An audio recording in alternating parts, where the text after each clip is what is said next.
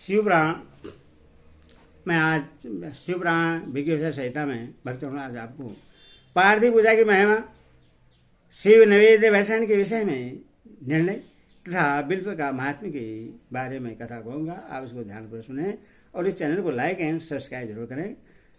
कथा सुनिए। तदंतर ऋषि के पूछने पर किस कामना की पूर्ति के लिए कितने पार्थिव लिंगों की पूजा करनी चाहिए, इस विषय का वर्णन करके सूची बोले, महर्षियों, पार्थिव लिंग की पूजा कोटि कोटि यज्ञों का फल देने वाली है।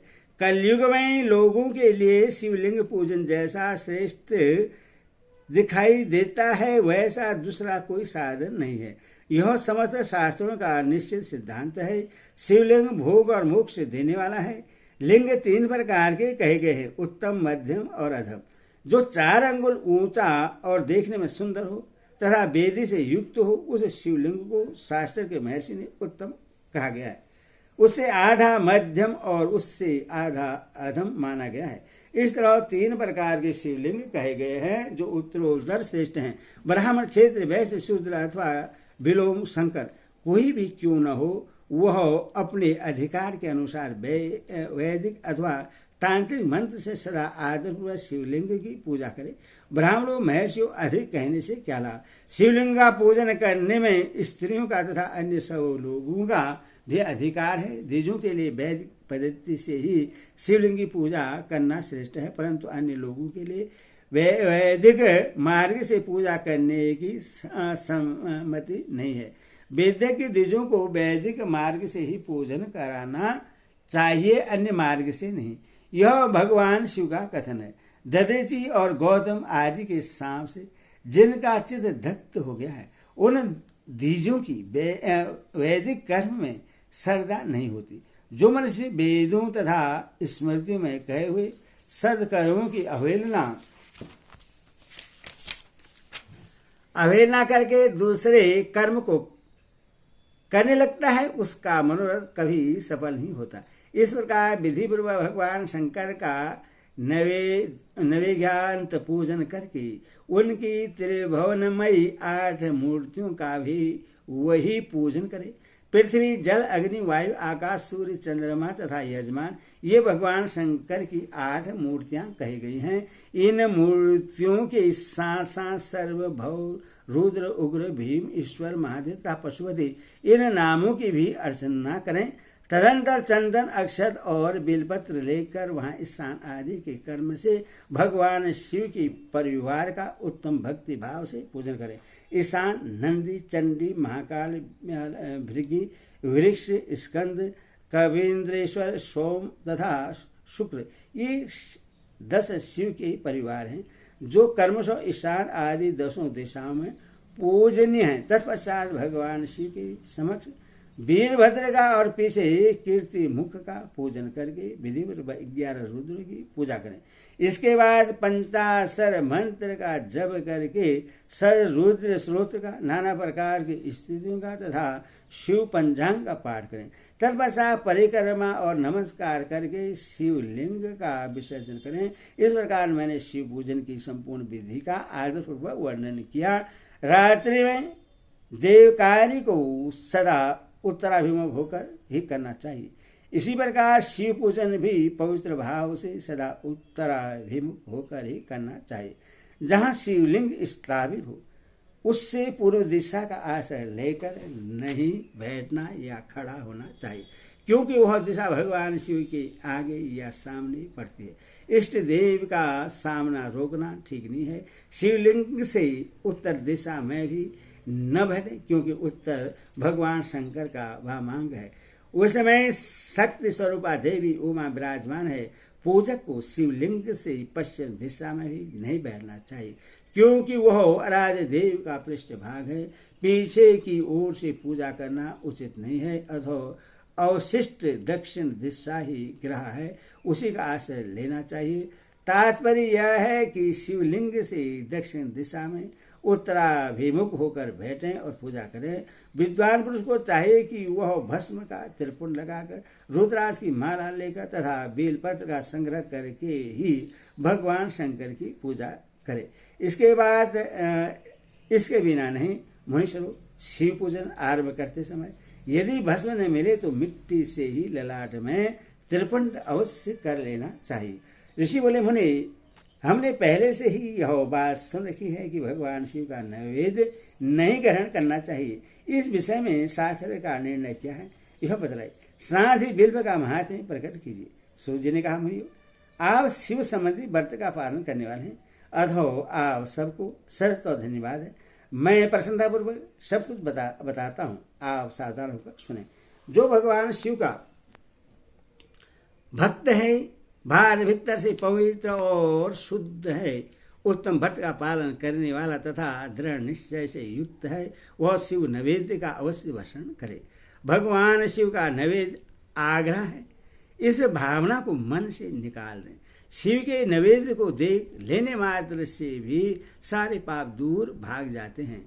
उसको खा लेने पर तो करोड़ों पुण्य अपने भीतर आ जाते हैं।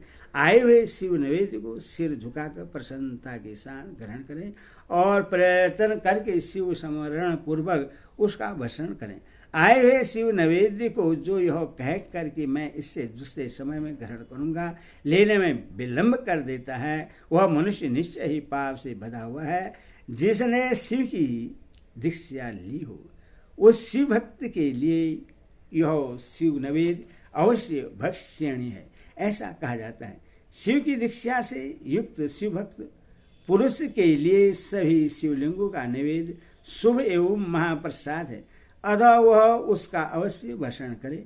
परंतु जो अन्य देवताओं की दीक्षा से युक्त है और शिव भक्तों में भी मन को लगाए हुए हैं, उनके लिए शिव नैवेद्य भक्षण के विषय में क्या निर्णय है, इससे आप लोग प्रेम पूर्वक सुने। ब्राह्मणों, जहाँ से शालिग्राम शिला का उत्पत्ति होती है, वहां से उत्पन्न लिंग में रसलिंग, पार्दलिंग में पाषाण, रजत तथा सुवर्ण से निर्मित लिंग में, देवताओं तथा सिद्धों द्वारा प्रतिष्ठित लिंग में, केसर निर्मित लिंग में, स्फटिक लिंग में, रत्न निर्मित लिंग में तथा समस्त ज्योति लिंगों में विराजमान भगवान शिव के नैवेद्य का भक्षण चंद्रायण व्रत के समान पुण्यजनक है।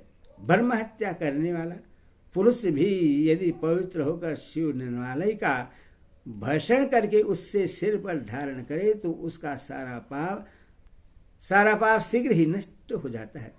पर जहाँ चंड का अधिकार है, वहाँ जो शिव निर्वालय हो उसे साधारण मनुष्य को नहीं खाना चाहिए। जहाँ चंड का अधिकार नहीं है, वहाँ के शिव निर्वालय का सभी को भक्तिपूर्वक भोजन करना चाहिए। वहाँ लिंग नर्मदेश्वर, लोह निर्मित, स्वर्ण आदि धातुमय लिंग से असिद्ध लिंग तथा जिन लिंगों की उपासना से किसी ने सिद्धि प्राप्त की है अथवा जो सिद्धों द्वारा स्थापित है, वे लिंग स्वयंभू लिंग, इन सब लिंगों में तथा शिव की प्रतिमाओं मूर्तियों में चंड का अधिकार नहीं है। जो मनुष्य शिवलिंग को विधि पूर्वक स्नान कराकर उस स्नान के जल का 3 बार आचमन करता है, उसका कायिक, वाचिक, मानसिक तीनों प्रकार के पाप यहाँ शीघ्र नष्ट हो जाते हैं। जो शिव नैवेद्य, पत्र, पुष्प, फल और जल आग्रह है, वह सभी शालिग्राम शिला के स्पर्श से पवित्र ग्रहण करने के योग्य हो जाता है। मनुष्य शिवलिंग के ऊपर चढ़ा हुआ जो द्रव्य है वह आग्रह है। जो वस्तु लिंग स्पर्श से रहित है अर्थात जिन वस्तुओं को अलग रखकर शिव जी को निवेदन किया जाता है, लिंग के ऊपर चढ़ाया नहीं जाता, उसे अत्यंत पवित्र जानना चाहिए। मनुष्य लोग इस प्रकार नैवेद्य के विषय में शास्त्र का निर्णय बतलाया गया है। अब तुम लोग सावधान हो, आदरपूर्वक बिल्व का महात्म्य सुनो। यह बिल्व वृक्ष महादेव का ही रूप है। देवताओं ने भी इसकी स्तुति की है। फिर जिस किसी तरह से इसकी महिमा कैसे जानी जा सकती है, तीनों लोगों में जितने पुण्य तीर्थ प्रसिद्ध हैं, वे संपूर्ण तीर्थ बिल्व के मूल भाग में निवास करते हैं। जो पुण्यतमा मनुष्य बिल्व के मूल में लिंग स्वरूप अविनाशी महादेव जी का पूजन करता है, वह निश्चय ही शिवपद को प्राप्त होता है। जो बिल्व की जड़ के पास जल से अपने मस्तक को सींचता है, वह संपूर्ण तीर्थों में स्नान का फल लेता है और वही इस भूतल पर पावन माना जाता है। इस बिल्व की जड़ के परम उत्तम थाले को जल से भरा हुआ देख कर महादेव जी पूर्णतः संतुष्ट होते हैं। जो मनुष्य गंध पुष्प आदि से बिल्व के मूल भाग का पूजन करता है वह शिव लोक को पाता है और इस लोक में भी उसकी सुख सदति बढ़ती है। जो बिल्व की जड़ के समय आदरपूर्वक दीपावली जलाकर रखता है वह तत्व ज्ञान से संपन्न हो भगवान महेश्वर में मिल जाता है। जो बिल्व की सागा थाम कर हाथ से उसके नए नए पल उतारता और उससे उस बिल्व की पूजा करता है वह सब पापों से मुक्त हो जाता है। जो बिल्व की जड़ के समय भगवान शिव में अनुराग रखने वाले एक भक्त को भी भक्तिपूर्वक भोजन कराता है उसे कोटि गुना पुण्य प्राप्त होता है। जो बिल्व की जड़ के पास शिव भक्त को खीर और घृत से युक्त अन्न देता है वह कभी दरिद्र नहीं होता। ब्राह्मणों, इस प्रकार मैंने सांगोपांग शिवलिंग पूजन का वर्णन किया। यह प्रवृत्ति मार्ग तथा निवृत्ति मार्ग पूजकों के भेद से दो प्रकार का होता है। प्रवृत्ति मार्ग लोगों के लिए पीठ पूजा इस भूतल पर संपूर्ण अभिष्ट वस्तुओं को देने वाली होती है और प्रवृत्ति पुरुष सुपात्र गुरु आदि के द्वारा ही सारी पूजा संपन्न करे और अभिषेक के अंत में अग्नि के चावल से बना हुआ नैवेद्य निवेदन करें। पूजा के अंत में शिवलिंग को शुद्ध संपुट में विराजमान करके घर के भीतर कहीं अलग रख दे। नृत्य मार्ग उपासकों के लिए हाथ पर ही शिव भोजन का विधान है। उन्हें भिक्षा आदि से प्राप्त हुई अपने भोजन को ही नैवेद्य रूप में निवेदित कर देना चाहिए। नृत्य पुरुषों के लिए सूक्ष्म लिंग ही श्रेष्ठ बतलाया गया है। वे विभूति से पूजन करें और विभूति को ही नैवेद्य रूप से निवेदन भी करें। पूजा करके उस लिंग को सदा अपने मस्तक पर धारण करें। हरि ओम तत्सत। ओम नमः शिवाय।